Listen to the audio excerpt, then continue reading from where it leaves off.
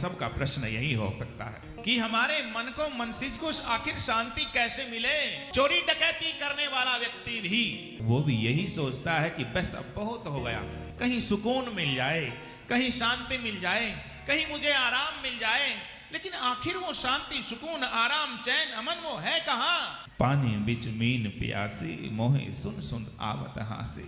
मिट्टी कह रही है, मिट्टी में पड़ी है, मिट्टी कह रही है मिट्टी से कि मुझे मिट्टी से मिलना है। अरे भैया तू तो मिली हुई तो है।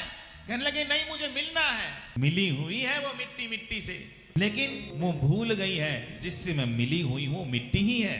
उसी तरह से ये जीव भूल गया है कि मैं ईश्वर का ही अंश हूँ। ईश्वर अंश जीव अविनाशी, चेतन अमल सहज सुख राशि।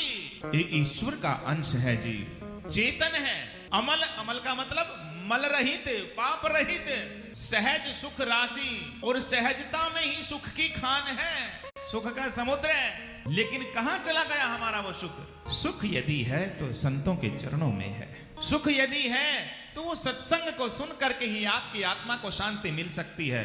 यदि आप अपने मन को शांत करना चाहते हो तो दो काम करो।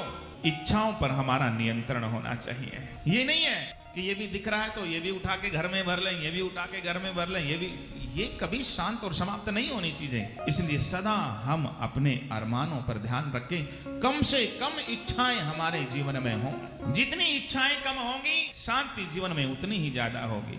इसलिए यदि जीवन का आनंद चाहते हो तो भगवान के चरणों से जुड़ो। शांति कहाँ है?